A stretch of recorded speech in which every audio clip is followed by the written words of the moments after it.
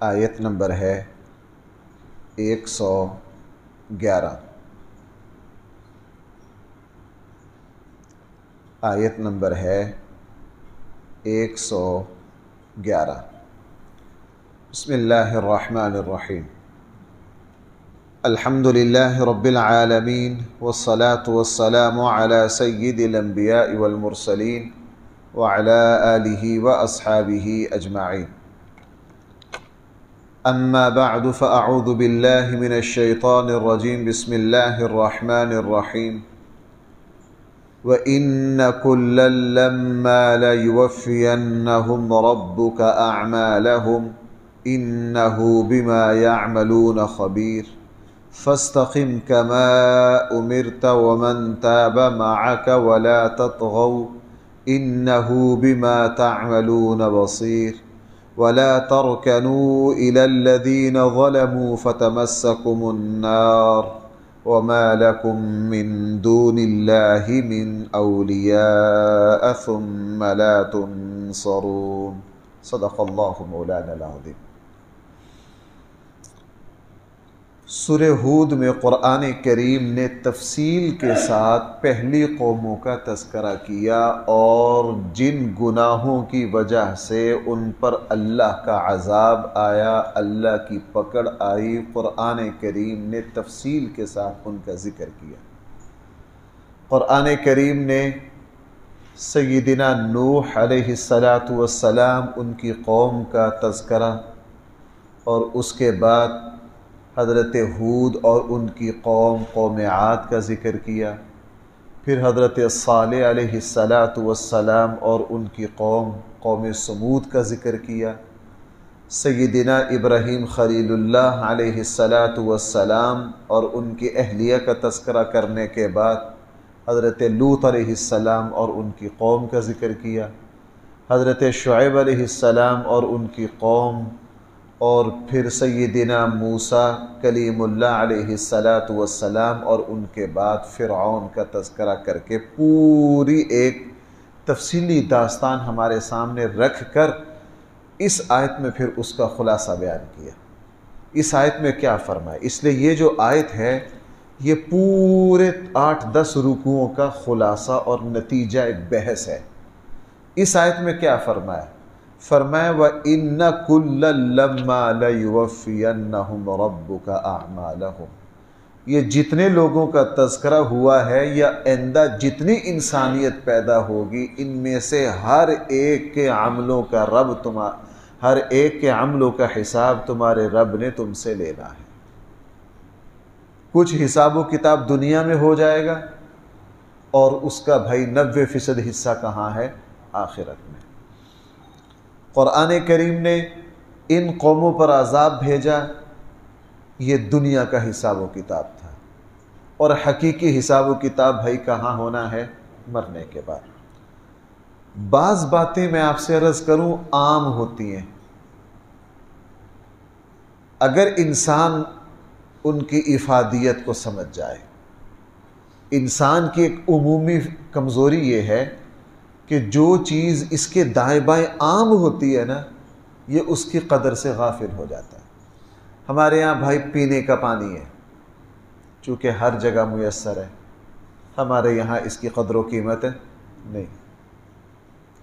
ایسا نفیس پانی ہو سکتا ہے ہم اپنی گاڑی کو، اپنے گھر کو دھوتے ہوئے پتہ نہیں سینکڑوں گیلن پانی ضائع کر دے۔ اگر کبھی بلوچستان کے صحرا کا، سندھ کے تھر کے علاقے کا چکر لگائے تو پتہ چل جائے کہ میں نے گاڑی دھونے میں جو پانی ضائع کیا ہے اس کی کیا قیمت ہے، ان لوگوں سے پوچھیے۔ یہ آیت دین اور ایمان کے اعتبار سے ایسی ہے، اگر مجھے اور آپ کو اس کا استحضار ہو جائے، یعنی ہر وقت یہ کیفیت دل میں پیدا ہو جائے، کیا اِنَّ كُلًّا لَمَّا لَيُوَفِّيَنَّهُمْ، کہ میرے ہر عمل کا بدلہ مجھے کل قیامت میں دیا جانا ہے، اچھا عمل ہو تو اچھا بدلہ، برا عمل ہو تو برا۔ اسی لیے بھائی ہم سب مسلمانوں کا ایمان ہے سورہ فاتحہ قرآن کریم کا خلاصہ ہے۔ بھائی ایسا ہی ہے، صرف سورہ فاتحہ قرآن کریم کا خلاصہ نہیں ہے، سورہ فاتحہ قرآن کریم سمیت ساری آسمانی کتابوں کا خلاصہ ہے۔ اگر کسی بندے نے سورہ فاتحہ کو صحیح طور پر پڑھ لیا، سمجھ لیا، اس نے ساری آسمانی تعلیمات کو سمجھ لیا۔ سورہ فاتحہ میں ہر نماز میں ہم کیا پڑھتے ہیں؟ مالکی۔ اگر ایک جج، ایک وزیر اعظم، ایک وزیر، ایک عام مسلمان، ایک تاجر، ایک بڑی کرسی پر بیٹھنے والا نماز میں اگر اس شعور کے ساتھ پڑھے مالک یوم الدین کہ قیامت والے دن یوم جزا جو آنا ہے اس کا مالک اللہ ہے، یعنی مجھے اس کا حساب دینا ہے، تو جناب یہ احساس خود بخود اس کو ظلم سے روک دے۔ حضرت عمر بن عبدالعزیز رحمہ اللہ سے ایک مرتبہ، چونکہ حضرت عمر بن عبدالعزیز ایک طرف تو خلیفہ وقت تھے لیکن دوسری طرف حدیث کے راویوں میں سے ہیں۔ حضرت عبداللہ ابن عمر محدث بھی تھے، حضرت عمر بن عبدالعزیز محدث بھی تھے، فقیہ بھی تھے، بڑے عالم بھی تھے حضرت عمر بن عبدالعزیز رحمہ اللہ۔ ان کے ساتھیوں نے ایک مرتبہ ان سے پوچھا کہ آپ کو ظلم سے روکنے والی کیا چیز ہے؟ آپ کو ظلم سے روکنے والی کیا چیز ہے؟ چونکہ حضرت عمر بن عبدالعزیز کا زمانہ اگرچہ 2 سال اور کچھ مہینے، لیکن حضرت عمر بن عبدالعزیز رحمہ اللہ کے پاس جو بیٹھ جاتا تھا نا تو اس کو احساس ہو جاتا تھا کہ یہ ہے تو ہمارا بادشاہ لیکن یہ بندہ اس دنیا کا نہیں ہے، اس کا اللہ تعالیٰ کی طرف رجوع اتنا۔ کسی نے پوچھا کہ عام حکمران تو بے لگام ہوتے ہیں، آپ کو ظلم سے کس چیز نے روکا؟ حضرت عمر بن عبدالعزیز نے فرمایا مجھے ظلم سے اس احساس نے روکا کہ مجھے ہر عمل کا حساب اپنے اللہ کو دینا۔ یہ وہ ایسی اندر کی تربیت اور ایسا تزکیہ نفس ہے، اگر کسی مسلمان کو حاصل ہو جائے تو بھائی اس کو پھر باہر سے کسی تعلیم اور سمجھانے کی ضرورت نہیں ہے۔ اس مسلمان کی زندگی کا رنگ ڈنگ بدل جاتا ہے جس کا ایمان یہ ہو کہ مجھے اپنے ہر عمل کا حساب کس کو دینا ہے؟ اللہ کو دینا ہے۔ وہ پھر تنہائیوں میں ایسے معاملات میں بھی دیانتداری برتے گا جہاں اس کو بظاہر دنیا میں کوئی پوچھنے والا نہیں ہے۔ اس لیے فرمایا وَإِنَّ كُلًّا لَمَّا یقیناً لما لیوفینہم ربک اعمالہم، ان سب کو ان کا رب ان کے عملوں کا پورا پورا بدلہ دے گا۔ کیسے دے گا؟ انہ بما یعملون خبیر، بے شک یہ لوگ جو کچھ کر رہے ہیں خبیر، وہ ان کی پوری پوری خبر رکھتا ہے۔ اب رسول اللہ صلی اللہ علیہ وسلم اور حضور علیہ السلام کے ماننے والوں کو خطاب آیا۔ پورے قرآن میں بھائیو یہ اسلوب، چونکہ ہمارا یہ درس ہے، ہم قرآن کے الفاظ ہمارے سامنے ہوتے ہیں، اس لیے میں جہاں بھی کوئی تفسیری نقطہ آتا ہے اس کو تفصیل سے عرض کرتا ہوں تاکہ ہمیں جو فہم قرآن میں مدد ملے۔ قرآن کریم پہلی ساری قوموں کا تذکرہ کر کے بحث کے آخر میں پھر اپنا خطاب رسول اللہ صلی اللہ علیہ وسلم اور آپ کے ماننے والوں کی طرف موڑ دیتا ہے۔ وہی اصل اس پوری بحث کا مغز ہوتا ہے۔ اب پورا لمبا سلسلہ پیچھے چلا، تقریباً 1 مہینہ رمضان سے پہلے، اب قرآن کریم رسول اکرم صلی اللہ علیہ وسلم اور آپ کے واسطہ سے میری اور آپ کی طرف متوجہ ہوا۔ یہ قرآن کریم کی جامع ترین آیت ہے اور اس کو لفظوں سے بیان کرنا بہت ہی مشکل ہے۔ یہاں مفسرین نے ایڑی چوٹی کا زور لگا کر پھر بھی یہ کہا ہے کہ پھر بھی جو کچھ اللہ تعالیٰ فرما رہے ہیں اس کو تعبیر کرنا آسان نہیں ہے۔ اس آیت میں کیا حکم دیا گیا؟ فاستقم، آپ بالکل سیدھے رہیے۔ بھائی اللہ کے نبی کو کیا حکم دیا گیا؟ استقامت کہتے ہیں ایسا سیدھا ہونا، افراط و تفریط سے ہٹ کر بالکل صحیح چلنا، یہ بہت مشکل کام ہے بھائی۔ اس لیے رسول اکرم صلی اللہ علیہ وسلم کی جب داڑھی میں سفید بال آئے نا تو آپ علیہ السلام سے پوچھا گیا اللہ کے حبیب بعض روایات میں ہے کہ یہ سوال صدیق اکبر نے کیا، بعض میں ہے حضرت عباس نے کیا کہ اللہ کے نبی آپ پر بڑی تیزی سے بڑھاپا آ رہا ہے، اس کی کیا وجہ ہے؟ آپ نے فرمایا مجھے سورہ ہود نے بوڑھا کر دیا۔ بھئی آپ نے کیا فرمایا؟ مجھے سورہ ہود نے کیا کر دیا ہے؟ بوڑھا کر دیا۔ اب علماء نے فرمایا سورہ ہود کی کس چیز نے حضور کو بوڑھا کیا؟ فرمایا اس ٹکڑے نے، فاستقم، آپ بالکل سیدھے رہیے۔ یہ میں نے عرض کیا جب اللہ کے نبی پر اس کا اتنا اثر ہو کہ اللہ کے نبی اس کے وزن سے بڑھاپا آ جائے، اب استقامت کیا ہے؟ استقامت یہ ہے کہ کسی چیز کی نفرت یا کسی چیز کی محبت، کسی چیز کی طرف آپ کا میلان ہونا یا میلان نہ ہونا آپ کو مائل نہ کر سکے، آپ بالکل سیدھا سیدھا چلے۔ اسلام کے تمام عقائد میں ہمارے یہاں دیکھو توحید سے بڑھ کر بھائی کوئی چیز ہے؟ بعض لوگوں پر تاریخ میں توحید کا ایسا غلبہ ہوا کہ توحید میں شدت کر کے انہوں نے اسلام کی 10 چیزوں کا انکار کر دیا۔ بھائی میری بات سمجھ پا رہے ہیں؟ توحید جیسی اعلیٰ ترین چیز کا اس میں ایسی شدت پیدا کی، ایسی سختی پیدا کی کہ انہوں نے توحید میں شدت پیدا کر کے 10 چیزوں کا کیا کر دیا؟ انکار۔ رسول اکرم صلی اللہ علیہ وسلم کی محبت سے بڑھ کر بھائی کوئی چیز ہے؟ اللہ کے نبی نے، میں ہر جمعہ کے خطبے میں جو حدیث پڑھتا ہوں، تم اس وقت تک کامل مومن نہیں ہو سکتے ہو جب تک ہر چیز سے زیادہ محبت رسول اللہ صلی اللہ علیہ وسلم کی، اس میں کوئی شک نہیں۔ لیکن اللہ کے نبی نے خود فرمایا کہ میری محبت میں یہود و نصارہ والے کام نہ کرنا۔ انہوں نے 2 گروہ لمبے، یہودی اور عیسائی۔ یہودی حضرت عیسیٰ کے بغض میں اس حد تک چلے گئے، توبہ نعوذ باللہ، حضرت عیسیٰ علیہ السلام کے نسب کا انکار کر دیا، ان کو حلالی ماننے سے ہی انکار کر دیا۔ بھائی کنہوں نے؟ یہودیوں نے۔ عیسائی محبت میں اتنا آگے بڑھے، کہتے عیسیٰ علیہ السلام کو اللہ کا بیٹا بنا دیا۔ آپ نے وہ مشہور حدیث ہے، حضرت علی کو حضور نے کیا فرمایا تھا؟ 2 گروہ تیری وجہ سے کہاں جائیں گے؟ ایک وہ جو تیری نفرت میں آگے بڑھ جائے گا، دوسرا وہ جو تیری محبت میں آگے بڑھ جائے گا۔ اس لیے استقامت کا معنی یہ ہے عقیدہ میں، عبادت میں، پورے کے پورے اسلام میں بالکل اسی باریک لکیر پر رہنا جو اللہ اور اس کے رسول نے کھینچی ہے۔ اس لیے امام رازی نے ایک بڑی پیاری مثال دی۔ امام رازی نے فرمایا استقامت اتنا مشکل کام ہے۔ امام رازی نے فرمایا کہ جس وقت دھوپ آتی ہے نا، آج کل گرمی ہے، دھوپ اور سائے کے درمیان ایک باریک سا خط ہوتا ہے، اور آپ کو پتہ ہے وہ خط ایک ہی جگہ نہیں رہتا، اس نے ہر روز، چونکہ ہر منٹ کے بعد سایہ اور دھوپ بھائی ایک ہی جگہ رہتے ہیں، فرق ڈالتے ہیں۔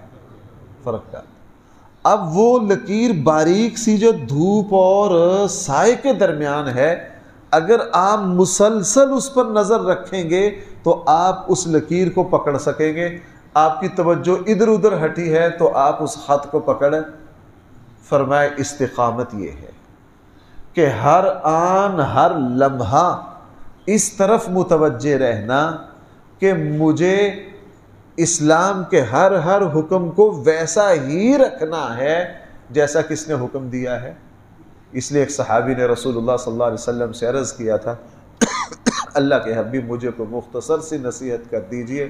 حضور علیہ السلام نے فرمایا تھا، قل آمنت باللہ ثم استقم۔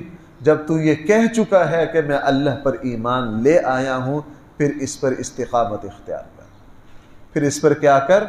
استقامت اختیار کر۔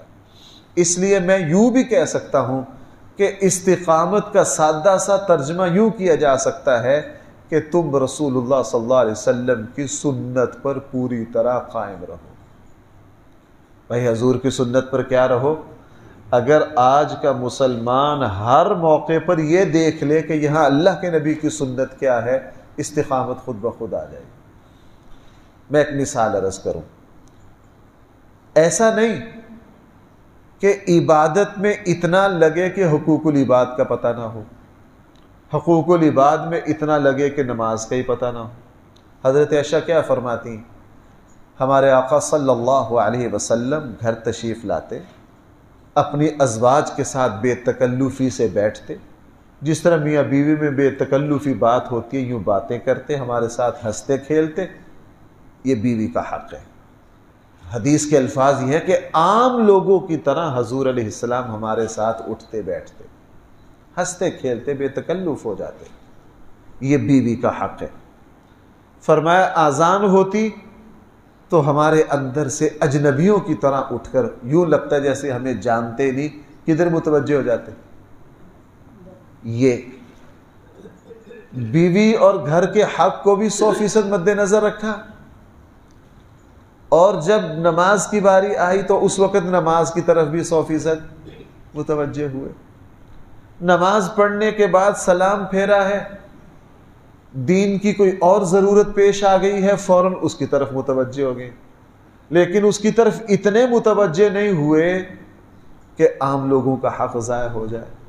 اس لیے بھائیوں، میں لفظوں میں کیسے تعبیر کروں، یہ جو میں آپ سے ایک بات عرض کر رہا ہوں یہ سیرت کی ہزاروں کتابوں سے بھاری ہے۔ علماء نے لکھی ہے کہ رسول اکرم صلی اللہ علیہ وسلم کا، میں ایک لفظ بولا کرتا ہوں، روحانی معجزات۔ بھائی آپ کو یاد ہے میں نے کئی مرتبہ اس کی وضاحت کی ہے، روحانی معجزات، اللہ کے نبی کے روحانی معجزات ظاہری معجزات سے زیادہ بڑے۔ میں اب حضور کا جو معجزہ عرض کرنے لگا ہوں نا، یہ چاند کے 2 ٹکڑوں سے زیادہ مشکل ہے۔ وہ کیا کہ رسول اکرم صلی اللہ علیہ وسلم اتنی استقامت پر تھے، ہر چیز کے حق کو اتنا مد نظر رکھتے تھے کہ ایک مجلس میں رسول اللہ صلی اللہ علیہ وسلم کی خدمت میں 500 ہزار صحابہ موجود ہوتے، اور ان ہزار بندوں میں سے ہر ایک یہ سمجھتا کہ اللہ کے نبی نے میرا حق پورے طور پر ادا کر۔ اس لیے اللہ کے نبی سے کبھی کسی کو شکوہ پیدا، حضور کی بیویوں نے کبھی شکوہ نہیں کیا کہ آپ ہمارا حق ادا نہیں کرتے، ہر وقت دین کے کاموں میں لگے رہتے۔ اور جو دور دور سے لوگ آتے، دور دور سے وفد آتے، حضور کی زندگی کے آخری جو 6-7 سال ہے نا، وہ تو پھر پورے عرب کے وفد آ رہے، ہر وفد کو اللہ، کبھی کسی کو شکوہ پیدا نہیں ہوا۔ اللہ کے نبی نے اتنے استقامت۔ اس لیے مجھے اور آپ کو بھی بھائی اپنے گھر کی زندگی، کاروبار کی زندگی، عبادت، میل جول، معاملات، کھانا پینا، لین دین، اخلاق، شرافت، ہر چیز میں کس کو مد نظر رکھنا ہے؟ رسول اللہ صلی اللہ علیہ وسلم کی سنت کو۔ اس لیے اس آیت میں فرمایا گیا فاستقم، اے نبی جی آپ بالکل سیدھے رہیے، کما امرت، جیسا کہ آپ کو حکم دیا گیا ہے، بالکل سیدھے رہیے جیسا کہ آپ کو حکم دیا گیا ہے۔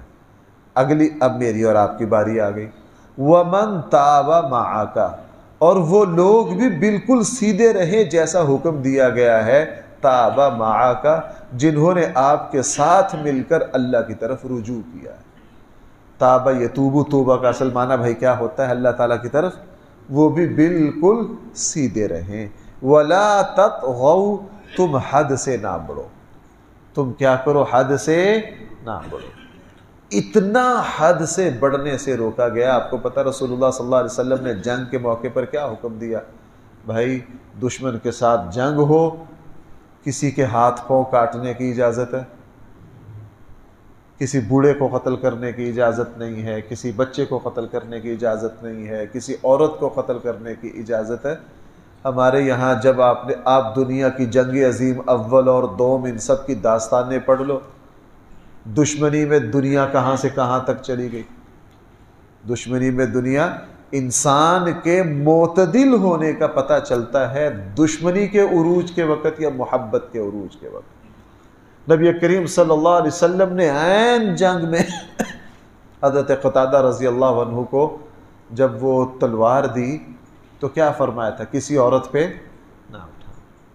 آپ علیہ الصلوۃ والسلام فرماتے جب کسی دوسرے علاقے کو فتح کرنے کے لیے جاؤ، کچھ لوگ ایسے ہیں جو دنیا کو چھوڑ کر عبادت کی طرف متوجہ ہو گئے، عیسائی راہبین، ان کو کچھ نہ کہنا، باغات کو نہ جلانا، پانی کے ذخیروں کو ضائع نہ کرنا، عورتوں کو قتل نہ کرنا، بچوں کو قتل نہ کرنا، کوئی اپاہج مل جائے اس کو قتل نہ کرنا، اگر تم سے کوئی امان مانگے فرمایا اس کو امان دے دینا، اگر تمہارے مقابلے پر کوئی تلوار نہ اٹھائے، تلوار نیچے رکھ دے تو اس کے اوپر تلوار نہ چلانا، اس کے اوپر تلوار نہ چلانا۔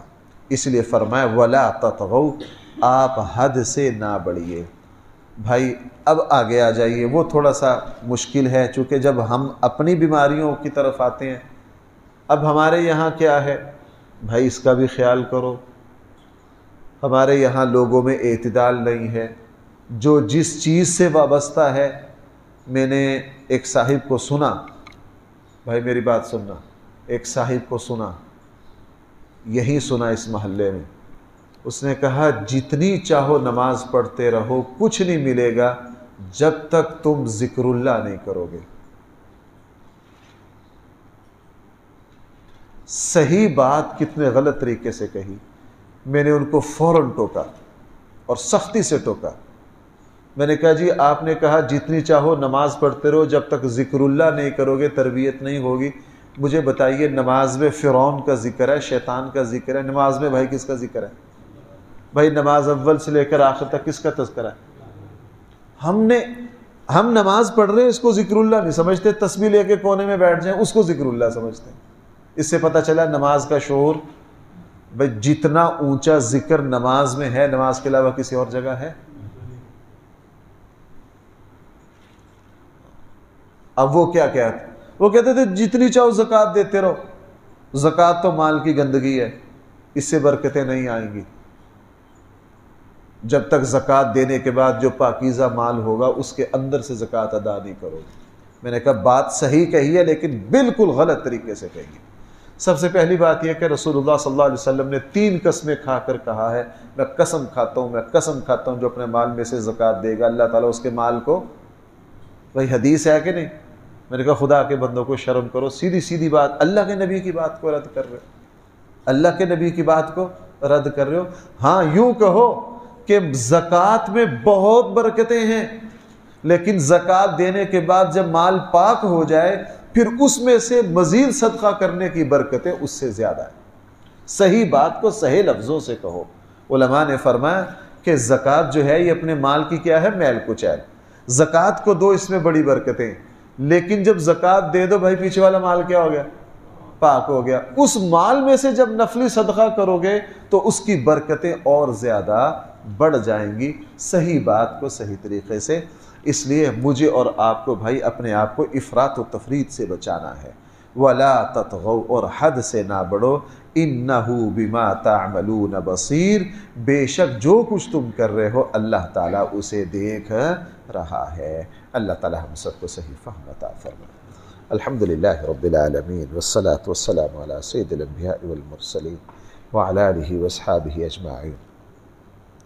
ربنا آتنا في الدنيا حسنة وفي الآخرة حسنة وقنا عذاب النار۔ صلی اللہ تعالی علی